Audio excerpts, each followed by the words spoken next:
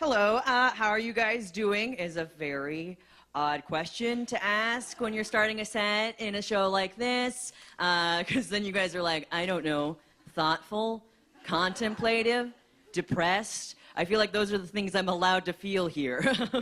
Yeah, I'm a stand-up comedian. I am from the KC area. I am a stand-up comedian.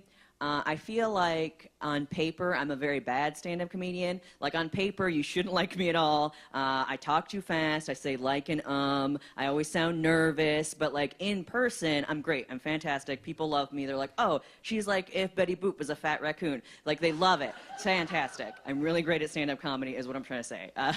But I always say at the top of every set that like, I'm really nervous because it's true. And I think that you should be true. Like you should speak the truth in art, and comedy is fart, and I feel like that's close enough.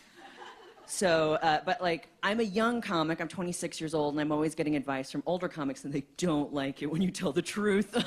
They're like, oh, you should never, ever let anyone see behind the curtain. You should never let anyone know that you're nervous or unprepared. You wouldn't want a doctor who's nervous and unprepared, would you? No, you gotta fake it until you make it. And I'm like, yeah, I don't want a doctor who's nervous and unprepared, but I also don't want a doctor who's faking it until he makes it. I don't want to go in the office and he's like, all right, hop up on that table, let's take a look at that vagina. That's not cool. I don't think that we should encourage that kind of behavior. I'm actually kind of nervous. I'm always nervous when I do comedy because I go away from comedy a lot because I do have depression, not to brag, you guys. I do have major depression, and it just, I just get so tired, and I just can't do anything for like months at a time. And this last time I was gone, I wrote a lot of material, and I wrote it about being depressed, because they say, write what you know, and all I knew was eternal sadness, so that's what I did. I had decided, oh, this depression stuff's actually pretty strong. I should probably stay away a little bit longer, work on it a little bit more, get it real tight, real in there. And I was like, that's a terrible idea, because what if I come back and I bomb? And I'm like, well, I guess I should have killed myself. And so that's a joke. I'm here. So you can laugh because I'm standing right here. Okay. But of course, I don't want to do that. I don't want any of that guilt to be on any audience. You don't want you guys to have that guilt. I have a middle school principal who can have that. He deserves it. So, but yeah, and also writing about depression as a stand-up comedian is very difficult. Like at this point in time, it's passé. Like it's basically like, what's the deal with airline food and the crushing emptiness within inside you? Oh man. That's my favorite character I like to do. It's called Sad Seinfeld or Louis C.K. So, so there's that. It's I think a reason why everyone talks about depression in stand-up comedy. Being in stand-up comedy is so weird, as opposed to being in the normal world. Like, you're not allowed to talk about depression in the normal world, but being in stand-up comedy, like, oh, he's sad again, we get it.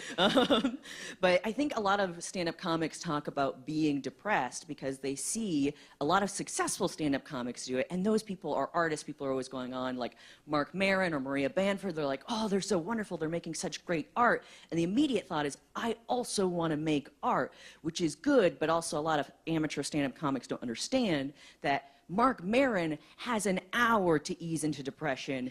You have 5 minutes. What you're doing is you're running up on stage being like, I'm gonna kill myself! And the audience is like, oh God, should we stop him? Oh Jesus! That's what's happening when you're an amateur stand-up comic. You don't have any time to breathe. And so there's a bunch of stuff about depression that I feel like no one ever talks about, that I'm always constantly surprised by. Like, one of the big things I was surprised by is you have to come out a lot when you're depressed. Like, you have to be like, here's the reason why I'm taking so many naps, you guys. They always do the same thing every single time that you come out. They always put their hand on their heart, and then they always tilt their head to the side, and they say, very quietly, so as to not startle you, lest you kill yourself. And they go, oh, I'm so sorry. I always thought that something was wrong. And I was like, really? You know what they say? They say, see something, say something. And I know that's about unattended baggage, but all of my baggage is very unattended. Should have said something. I had to tell my mom that I was depressed, and she did the thing, and she's like, "Oh, honey, we will get you all the help that you need the moment we get back from our trip in Hawaii."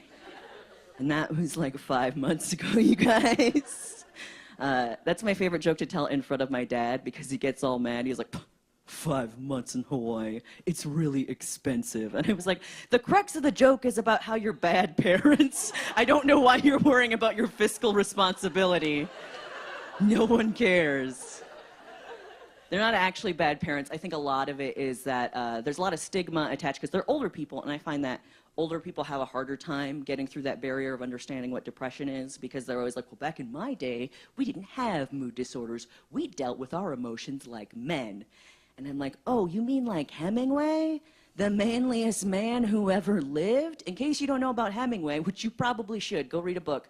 He killed himself. Now, granted, he did it in the manliest way possible, but still it was wrong. You shouldn't do it.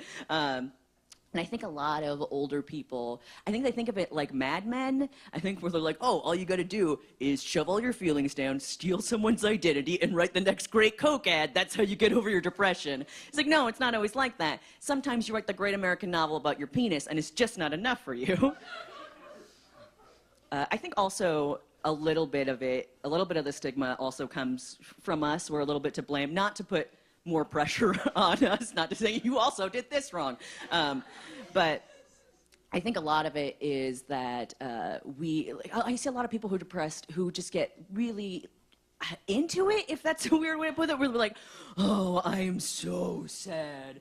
No one could ever possibly comprehend the immense sadness that I feel. I'm like, okay, slow it down there, Jelly Roll. Like, you need to calm down. Because it's of course you can't get over it when you think of it like that. Like, you just need to compartmentalize it so it's not so scary anymore. You need to pick it apart. Like, okay, well, what is depression? Okay, number one, I'm sad. Okay, got that.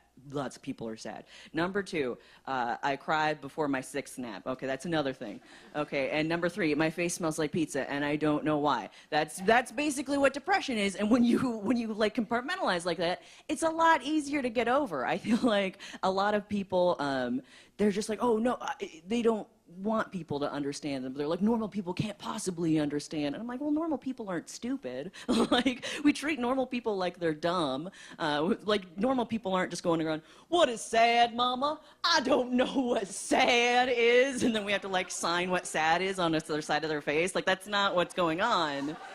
They have the ability to comprehend, and I think a part of it is talking to each other. And then so that's what this event's about. That's what, we should definitely tell our stories. If stand-up comedy is something that you might be interested in, we'll hear your stories mostly because we have to. So, and that's it for me, you guys. Thank you very much.